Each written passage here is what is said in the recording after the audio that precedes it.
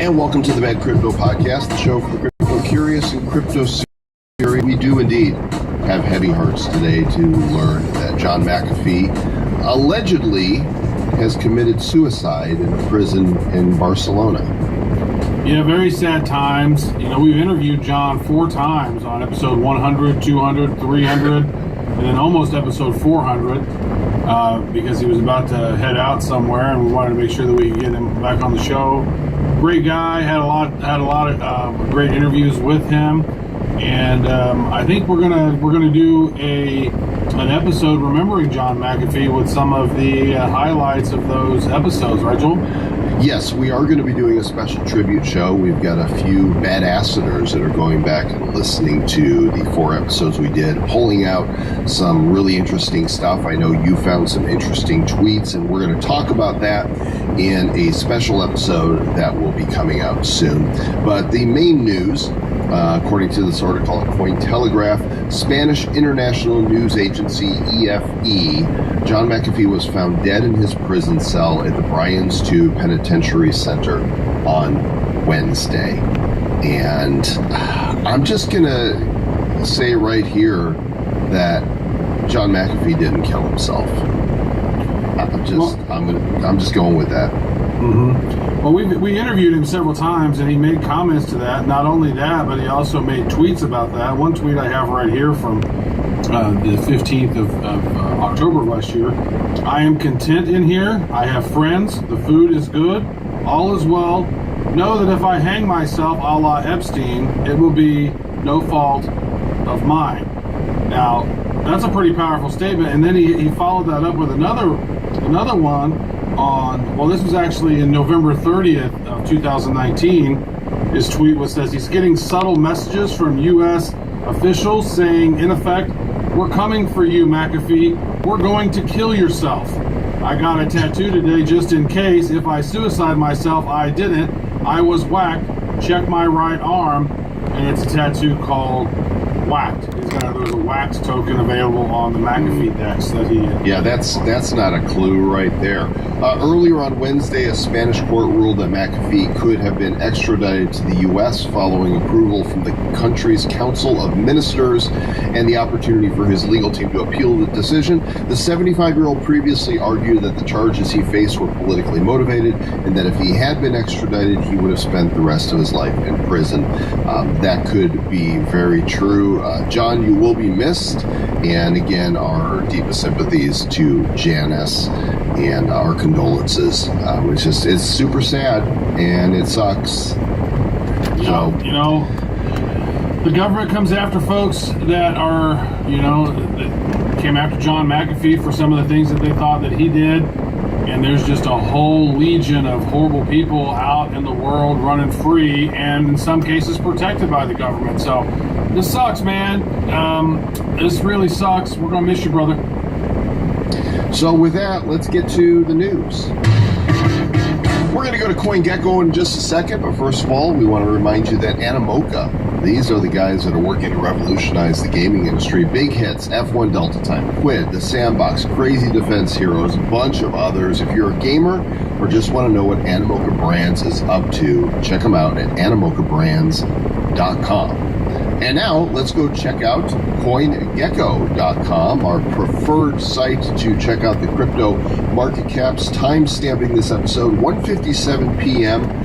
Eastern Daylight Time on the 24th of June. The crypto market cap, $1.443 trillion. Bitcoin, just shy of 35,000, 34,817. Ethereum back over 2 at 2015.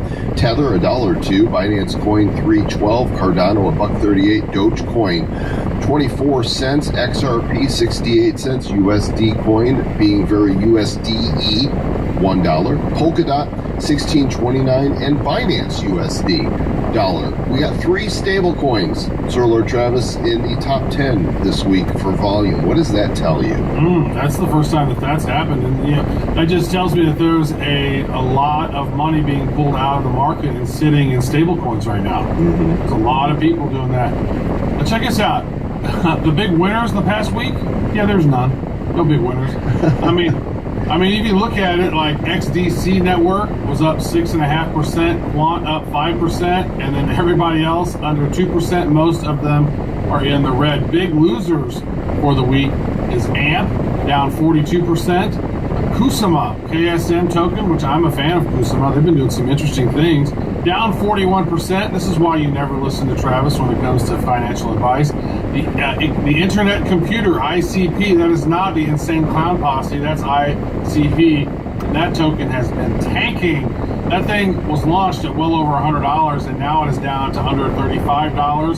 Thorchain down 30%, NEM down 29%, QTM down 29%, Polkadot down 28%, etc., etc., etc. This was a bloody week. It was a really tough week. We saw Bitcoin go down below 30,000 for the first time since January. It actually hit its low, I think it was just under 29,000. It has recovered more than $5,000 since then, which is why if anybody tells me, they ask me, should I buy Bitcoin? I just shrug my shoulders and look at them because I know the volatility that it brings. You have to have a strong stomach to be in crypto. And even in spite of having a strong stomach, when we woke up to the crash where everything fell out earlier this week, I told producer Aaron, I'm like, leave me alone. I'm depressed and it hurts in my heart. It hurts. I need a few hours to just allow it to sit there and be painful, because I know, she's like, it's going to come back. I'm like, of course it's going to come back. I know it's going to come back, but it doesn't mean, it's like, yeah, I can survive getting kicked in the nuts, but it hurts like hell at the moment. I would suggest changing the verbiage, though. That's not good. When you're like, it hurts me in my heart. That's like not a good thing to say for your overall heart health in general. So say it hurts me in my toe or something. It hurts me in my ass. Yeah, it hurts me. I feel like I got kicked in the ass, way better. But yeah. I look at it, in 2017, 2018 when it happened, it was like, oh, damn, oh, shit. It felt way more painful then because we didn't have that lesson to pull things out of the market, right? Whereas the stable coins weren't as prevalent then. So if you try to pull something out, then the market's still going to tank. You're like, what am I going to do? I'm going to take it out of a shit coin, put it into Bitcoin. Bitcoin tanking too. How do you protect yourself? But now with stable coins, it's a whole lot easier. And DeFi, to stake those and loan out your cryptos, it's a lot easier to maintain some stasis during these roller coaster rides. And, crypto dipped all the way down, to 29, 30,000, something like that. And then popped back up to 35, 36,000. Now it's at 34,000, almost 35,000. So, one of the things that we talked about even last week was that a lot of the whales were accumulating. They're not selling. They're accumulating at these lower prices. And even so, I guess we can move the story of MicroStrategy over a bit because, MicroStrategy now owns more than 100,000 Bitcoin. Like, they've accumulated another chunk of 13,000 coins. And here they are owning, as you mentioned at the beginning of the show, 0.5%. So 0.5% of all the Bitcoins ever to exist, MicroStrategy owns them. And they're not selling, right? These big companies, they're not selling, right? So where's the pressure on this market? Is it because China decided to move and that created the down, they said, hey, no more Bitcoin mining, so a lot of people are moving. Right now is a huge opportunity for people who are mining Bitcoin because the hash rate is not as difficult as usual because a lot of those Chinese miners have been taken offline and they're moving to Kazakhstan, some of them are moving to Texas. And so right now I think it may be a calm before the storm as the hash rate kind of settles, finds its place, the difficulty will kind of recalibrate, and we'll see what happens here. I think that this is maybe the calm before the calm before the calm before the storm. Yeah, that's a lot of cojones, right, that Michael Saylor has here. He's either the smartest guy in the world or the most foolish, for a company to own 100,000, 0.5% of all the Bitcoin. Wow, that's a risk. Yeah, it looks to me, though, that they're not too concerned about it because whenever the price goes down, what do? Do they cry about it and sell it and bitch and moan like Elon Musk, or do they go out and buy more? they're buying more. And that's what you're doing. That's what the smart folks are doing, is they're going out and snagging more while the price is low.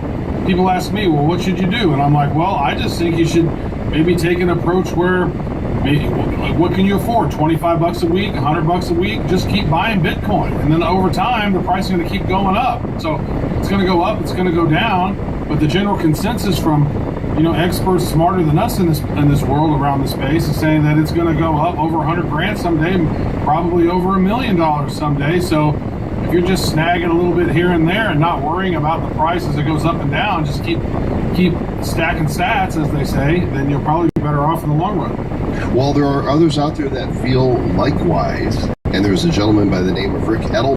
He's the founder of the financial advisory outfit Edelman Financial Engines. He says Bitcoin and crypto assets are a completely new and different asset class that have nothing in common with stocks, bonds, real estate, oil, or commodities. He said this is the first genuinely new asset class in about 150 years, and he is trying to educate his peers. He's telling his colleagues they need to get rid of their bias and examine Bitcoin and crypto assets with open eyes and genuine curiosity. Others have come around. A lot of people are coming around. There's a lot of people that laughed about Bitcoin in the beginning that are now coming around, and it takes a lot of courage and humility to be able to say, you know what, I think I was wrong about this, and I'm crypto curious now. All right, teach me more about this Bitcoin thing. When you were at the beginning of that, I thought you were going to say, yeah, there's a guy here talking about the genuine asset, Ric Flair. I was like, woo! Hostile and profiling, limousine riding, jet flying, kiss stealing, wheeling and dealing, crypto Satoshi stacking, son of a gun, baby. Woo! So what caused the big dump this week that took place? What was it? Was it Monday? It was China. Once again, China's third largest bank announced a ban on crypto usage. China, why you so asshole? I mean, it's ridiculous. And every time they announce a ban, Bitcoin does a little dump as though it's not going to come back. And of course, it always does. I would say this, and I listened to a newsletter that came out a couple days ago. I ordered a pair of these sunglasses a couple years ago on a Kickstarter, and they finally arrived.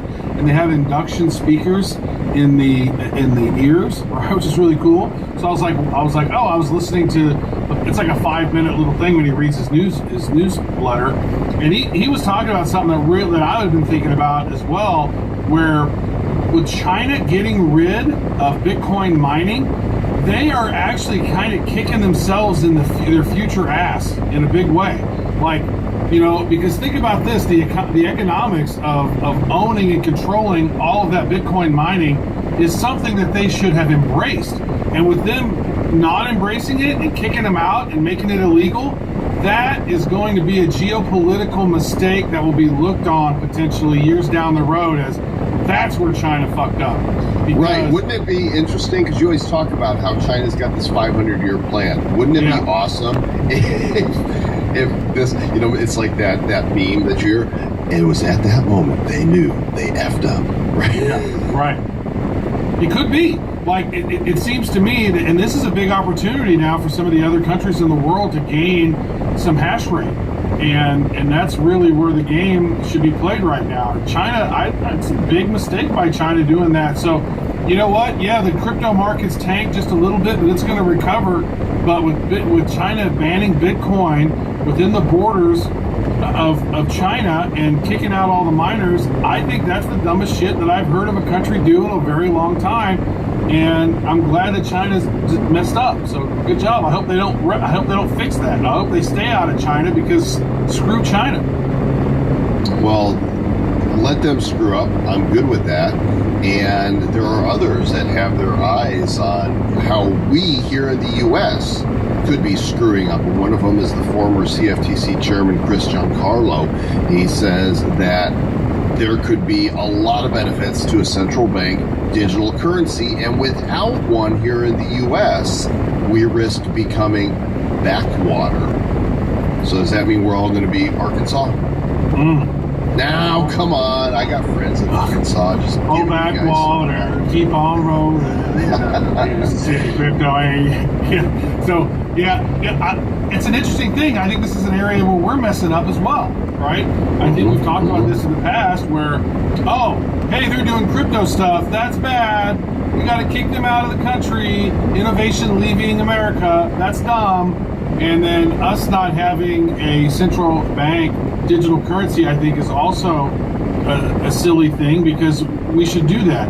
And China is working on theirs. Their central bank decentralized currency or digital currency is almost done, right? And why are we not doing it? Well, for one, Trump thinks Bitcoin is a scam, and so they didn't really develop any crypto then. And I don't know what Biden thinks on the topic because I don't know what his handlers are telling him what to think. But, yeah, Biden doesn't know what Biden thinks. Are you kidding me? Well, I'm just saying, I'm not going to get too political in here because people screech and cry and moan about shit. Right, but what's true is that innovation is leaving America. They're being left in the dust. And we're able to go spend a shitload of money on lottery tickets, or we can go bet $10,000 on red, but we can't invest in certain cryptos. And we're alongside countries like North Korea and Iran and places like that. Like, this coin is available in every country except the United States, North Korea, and Iran. Like, really? In Venezuela? Like, what is going on when our leadership is putting us in a situation like that? It's just ridiculous. So I'm with John Carlo here. I wish he was still the chairman of the CFTC because we do not have enough leaders that understand that. And he actually left the CFTC and created the Digital Dollar Foundation. So John Carlo is all up in the cryptos. Shouldn't he be on the show? I know we've talked about having him on before. Producer Aaron, let's see if we can get former Chairman John Carlo on the show. Yo. He is a hero. He is a hero. Indeed he is. Robert Kiyosaki in the news once again. Of course, he is the author of the multi-million-dollar selling Rich Dad, Poor Dad. He is predicting the biggest crash in world history, and when that happens, the price of Bitcoin will fall to $24,000. He says buy more gold and silver. He's waiting for Bitcoin to drop to $24,000. Crashes, best time to get rich. He's not wrong. Be greedy when other people are fearful. Do you know, though, for the last 25 years, I've been listening to people tell me that the biggest crash ever is coming. And we've had some, really challenging crashes, but the biggest crash ever, like since the Depression, has not happened in our lifetime. And people have been writing books saying it's coming, it's coming, it's coming, it's coming. Yes, it's coming. Eventually it's going to happen. Eventually, all the experts who are saying the crash is coming are going to be right. The only reason it hasn't happened yet is because they're propping up this economy with more money and more money. I figured that by now, the amount of money that they're putting into the world economy, especially here in the U.S., as the U.S. dollar is like on life support, right, with no oxygen. I thought it would have happened years ago. It's remarkable. I'm right with you. That's one of the reasons why I didn't really profit too much on the stock market and the tech bubble, because once I learned in 2000